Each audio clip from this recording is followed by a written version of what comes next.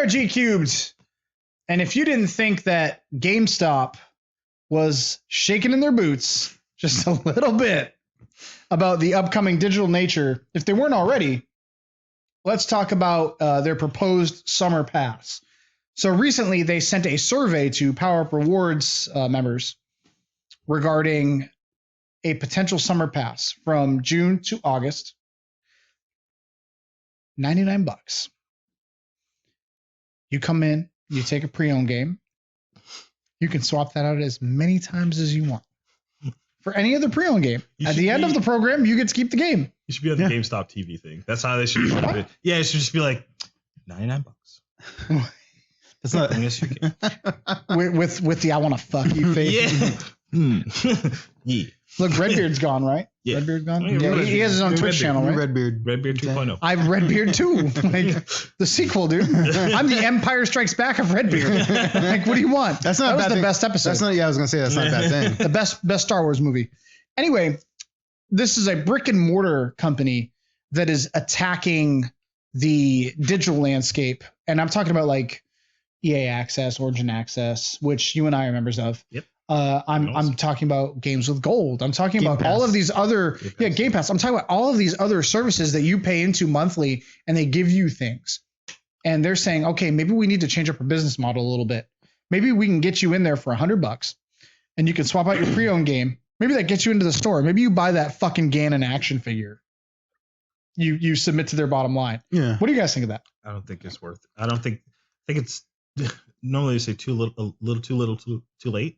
It's too much too late. So now you say too late. Now Neil of G Cubed fame mentioned that the summer is the perfect time for them to do this because there's no brand new releases. So they're not losing out on a ton of profit. Kids are out of school. So kids are out in school. They have the opportunity to actually play through these games. Yeah. At the same time, there are no new releases. Right. But they are. But the backlog of the spring is enormous. When they couldn't be playing, probably a lot of them probably couldn't get so invested in the Mass Effects that have come out.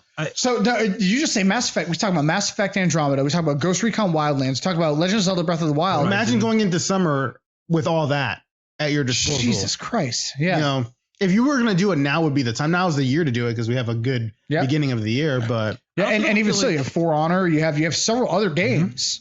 In that list, this helps their business model. I'm trying to see how. I don't see how they. So you don't think that in Grapevine, Texas, they've done the research that says, okay, our average power up. The reason why they introduced power up is because they wanted to track that fucking data, and they started with the zip codes, and they started with where do our stores need to be. Yeah.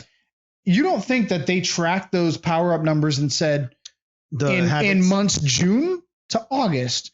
They're spending an average of let's just say arbitrarily because I don't have this information, $25. Yeah, we can get them to spend 4 times that at the beginning of the month, and they can just come check in and check out as much as they want, and then at the end of the program they get to keep the last game. But then it's still not worth $100. Do you think so? That's completely up to how many games you're playing. What I used to tell people when I worked at GameStop was, listen, motherfucker. I'm taking 600 copies of Madden 12 and I'm giving you $25 for them now. And these copies of Madden 12 are going to be here in 2017. Yeah.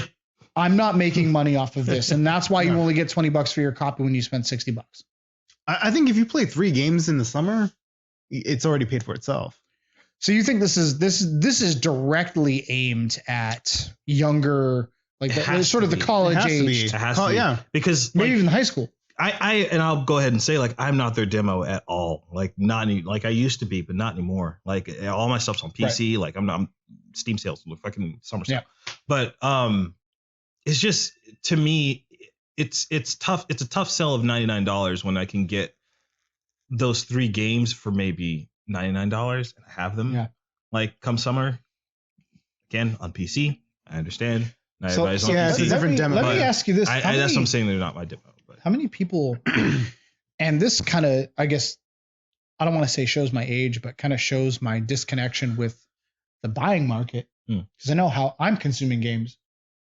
How many people are buying their games and keeping them? That's the question at this point. Like, are you talking about physical games? Yeah. Physical copies of games? Sure. You buy a lot of physical stuff. Right? It's like half and half. Okay. Yeah, like a lot of the smaller titles, I'll I'll just download it because I'm already at home. But if I'm like at a store, I'm like, I want to play this. I just buy it there. See, I've found myself buying less games physically these days. Same. Even though like those have like return value to them, I'm going to buy a game at $40. I can realistically get like $16 out of it. Yeah.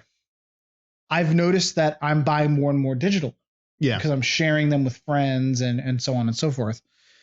About Zelda physical. Right, exactly. So okay, so that was something that I was like, okay, like Yeah. I'm definitely buying this straight up. I'm not going to trade it in. But I'm looking at this $99, and you can trade in and trade out as much as you want. Do you see this backfiring at all? Do you see them saying what game trades in for the most? This game trades in for $28, and I'm going to make sure that I end with $28. And then the program ends, I trade in my thing, I get a promo, I get $40 for my game. I guess if you look at it that way, if the last thing that you have is worth like $28, then you're not spending $99. Yeah, I mean that is true. I guess that kind of brings it down a bit. I mean that might be a little bit too much thought. But yeah, I was gonna say that's like MLG. That demographic. People are gonna catch on to that though. Oh, cheap ass gamer. Yeah, it's not gonna take long. But like the stores will probably be like, you need to do this. Oh, you think the company will catch on to that?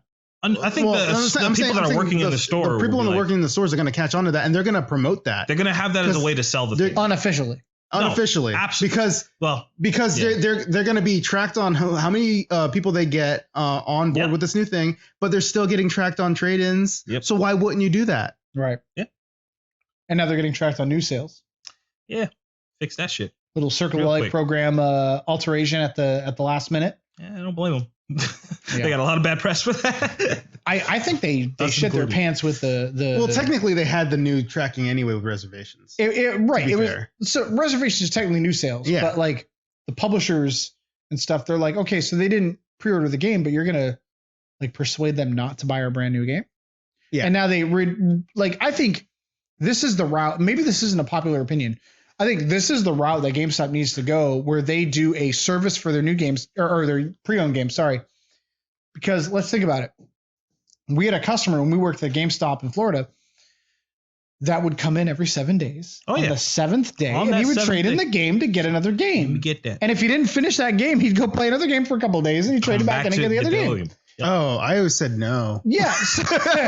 So you have a limited degree of autonomy to kind of run your business with GameStop. Yeah, it's not a franchisee situation by any means, but in that same vein, like you had people that were taking advantage of the system anyway, and now they're promoting outright. Say, listen, give us $100, do whatever the fuck you want for 3 months, and trust me, like I was leaning on that 8th day, like I'm sorry, dude. Like I know you have a new mixtape out, but here's the deal. Like it's day 8. You got to buy this new game. He did. He did have a new mixtape. He absolutely did. The a very GameStop specific store person. was in the video. It was in the music video. It was in the music video. He was fucking driving right past. I liked the dude. Oh man, it was good shit. But like I reveled in the fact that like, oh man, you're 24 hours late. You don't have think to pay. What's going on in Canada is a good thing at all? You're talking about the guaranteed trade-in with EB Games, where PS4 and Xbox One games are guaranteed $10. I think if they like expanded on that, maybe a little bit more than $10 at least minimum. Then that would be a good route. With our experience, I think $10 is a relatively like median area for PS4. For PS4 and Xbox One, doesn't matter. We're still talking about like 3 years old Madden. For Madden, yeah. I guess, but who still has that at this point? I mean, if you think there's got to be an excluding Madden. There's clause. PS4 and there needs to be. There's PS4 and Xbox One games that are $20. If you can get $10 for NAC, I mean, if you could get NAC too, motherfucker, get hype. Fucking Rise. Trade that bad boy in. Yeah. I guess. Yeah, I guess I can see that. You trade in The Order 1886. Yeah. Game sucks. Great game. I'm pretty sure you can buy it right now for $12. So for the meager price of $2, you can play it and trade it in. In Canada. For $100, you can play it, trade it in, and get another game. But like why would 4 you? times. But why would you waste your $100 on? Now you bring up a really good thought that like we're talking about the price of games here. Like there's $100 worth of games you're gonna play. So this is not the new game, the pass that they're doing, the rentals type pre-owned thing. That's not in Canada. That's just in North. That's just in. Don't confuse yourself. US. EB Games is GameStop, but it's their Canadian face. But imagine if they did it over there. Like, I'll trade in 9 games and then I can play whatever I want. I get games. Here's a question. So it just occurred to me. So, Philosopher Joe, if you take the $5 that we pay per month for EA or Origin Access, sure, that's $15, right? Right. I guess, how long is the season thing? Is it 4 months or 3 months? 3 months. 3 months? Like 3 months, yeah. Okay. So you pay $99 for 3 months and you get to play, granted, whatever game you want. But with EA Access, it's $15 for those 3 months and you get to play whatever game that EA has to offer. The same kind of the same way that. But it has to be EA games. I mean, they have Titanfall 2 on there. It may not be necessarily Titanfall 2, Star Wars Battlefront, but it's on their thing though. Mirror's Edge is on EA or Origin Access right now. There was some Ubisoft game that I saw. Game Pass is going to be a better deal than that. Well, I agree. Game Pass for sure for Xbox is going to be a better deal. So for the viewers, real quick, outline Game Pass. Game Pass is $10 a month, and it's there's 100 games that are going to be available so far. That's out the gate, a third of the price. Yeah. So why? So if GameStop's plan is to, but will new releases be a part of that? And you get to download the game, so it's playing off your hard drive. You're not actually streaming. Will new releases be a part of that? We don't know. So here's the thing with GameStop. GameStop's, and I don't want to be a GameStop honk because if you guys know me, I'm not a fucking GameStop honk. Any game that they have in stock pre-owned at the moment. Yeah. So they could have a brand new fucking game. Like Modern Warfare 3 came out. The next morning, somebody traded it in because they were upset about the servers. He bought it again, like 4 hours later. All my friends. And I took the game. I said, dude, you're an idiot. I put the game on the counter, and the next person in line said, I can save $11 on this because I'm a pro member. I will buy that one. That's awesome. And I sold his game just like that. The same thing can happen to you. So I know that there's not a lot of releases in the summer. There's not a lot of releases in the summer, but if there are any releases like late spring, you can find a pre-owned copy of that. Yeah, but think about it. The brand new games that are worth a shit that come out, they don't get traded in very often. So they will get traded in, but that'll be like 1 or 2. It's a roll of the dice. Yeah. Like I didn't see a pre-owned copy of The Last of Us. I don't think I did. Yeah. And I was there for several months. Yeah. I'm trying to think of another game that was like really huge like that. GameStop pays you. In Soviet Russia. Yeah. GameStop trades in you. Probably, actually. But do you think let's wrap it up with a bow? Do you think this is the right move for GameStop to be aggressive towards the digital market? They have no choice. They have no choice to There's try not a lot something. of profit in the brick and mortar. Yeah. They have no choice to try something, but will it pan out? This just doesn't seem like it's good enough. I think that they want you. They're encouraging you to come back.